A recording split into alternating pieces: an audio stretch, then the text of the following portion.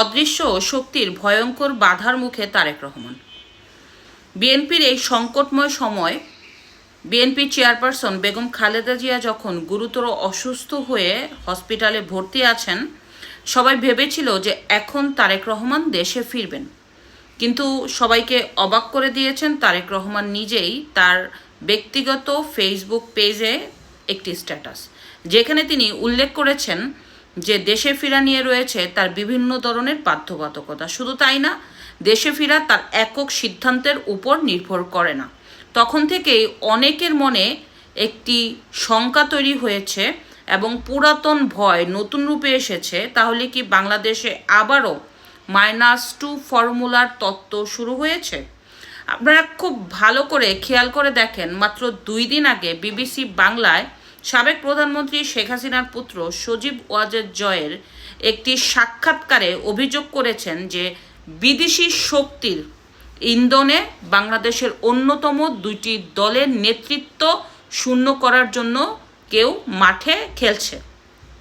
তার অংশবিশেষ হিসাবে আপনারা সবাই জানেন বাংলাদেশের অন্যতম একটি দল আওয়ামী লীগের কার্যক্রম নিষিদ্ধ করেছে। শুধু তাই না, আওয়ামী লীগের যে সভানেত্রী যে শেখ হাসিনার বিরুদ্ধে ফাঁসির রায় ঘোষণা করেছে এবং বাংলাদেশের মানুষ আওয়ামী লীগের উত্তরসূরি হিসাবে যাদেরকে চিন্তা করে, সজীব ওয়াজেদ জয় কিংবা সাইমা ওয়াজেদ পুতুল, তাদের বিরুদ্ধেও প্লট দুর্নীতির মামলায় 5 বছর করে সাজা হয়েছে এবং শেখ রেহানা সহ তার পুত্র কিংবা কন্যা সবার বিরুদ্ধে রয়েছে অহরহ মামলা। ধারণা করা হচ্ছে তাদের বিরুদ্ধেও সাজা দিয়ে দেওয়া হবে।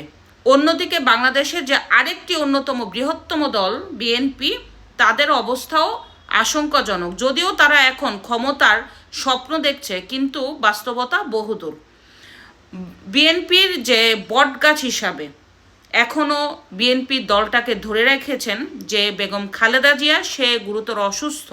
খোদা না করুক তার যদি কোনো রকম কিছু হয়ে যায়, তবে বিএনপির অবস্থা আরও ভয়ঙ্কর হবে।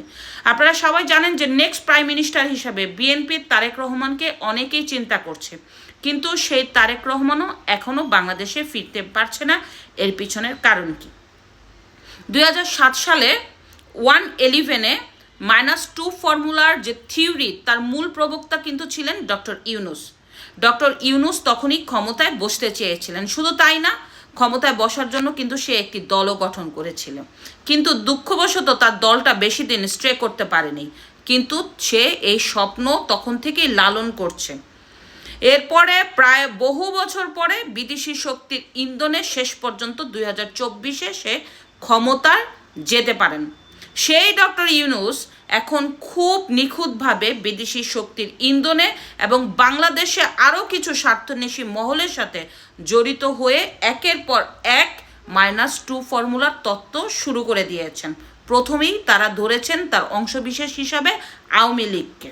আওয়ামী লীগকে একের পর এক মামলা, তাদের নেতৃত্ব শূন্যতার জন্য তাদের উপরে মব, আওয়ামী লীগের নেতাকর্মীদের মেরে ফেলা এবং আওয়ামী লীগের যে মূল শীর্ষস্থানীয় নেতা যে শেখ হাসিনা, তাকে একেবারেই শেষ করে দেওয়ার জন্য যে একের পর এক যে মামলার রায় হচ্ছে, তাতেই বোঝা যাচ্ছে -2 ফর্মুলার কাজ ইতিমধ্যে প্রায় শেষ।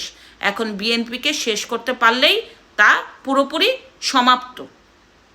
আপনারা জানেন যে আইনি জটিলতার কারণে তারেক রহমান দেশে ফিরতে পারে না, অনেকেই ধারণা করছে, কিন্তু তার যে 84টা মামলা ছিল সবগুলি কিন্তু নিষ্পত্তি হয়ে গেছে। পাশাপাশি 2টি বুলেট প্রুফ কার এবং অস্ত্রেরও কিন্তু লাইসেন্স নেওয়া হয়েছে। তবে কেন তারেক রহমান দেশে ফিরছে না? এর অন্যতম আরেকটি কারণ হতে পারে 111-এর সময় যখন তারেক রহমানকে 2007-এর মার্চে অ্যারেস্ট করা হয়েছিল, 2008-এ বেগম খালেদা জিয়া তার পুত্রদের নিরাপত্তা নিশ্চিতর জন্য জেনারেলদের কাছে একটা মুচলেখা দিয়েছিলেন যে তারেক রহমান আর রাজনীতিতে ফিরবেন না। হয়তো ওই যে মুচলেখা দিয়েছিল সেটাও হতে পারে একটা জটিলতা। দেখা যাক শেষ পর্যন্ত কি হয়। তবে বিদেশি শক্তির ইন্ধনে বাংলাদেশের কিছু স্বার্থন্বেষী মহল যে বাংলাদেশকে ধ্বংস করার চেষ্টা করছে, নতুন নেতৃত্ব খুঁজছে, এটাই হচ্ছে বাস্তব কথা। তবে এত সহজ না। বাংলাদেশের মানুষ আওয়ামী লীগ কিংবা বিএনপির বাইরে কাউকে চিন্তাও করে না, চিন্তা করেনি। এবং যে শীর্ষস্থানীয় নেতাদের শেষ করে দেওয়ার চিন্তা করা হচ্ছে তাও এত সহজ হবে না, কারণ বাংলাদেশের জনগণ সবসময় তাদের সাথে থাকবে, এটাই হচ্ছে বাস্তব কথা। ওই সেগুড়ে বালি যতই চিন্তা করুক না কেন, এদের সময় খুব বেশি দিন নাই। ধন্যবাদ।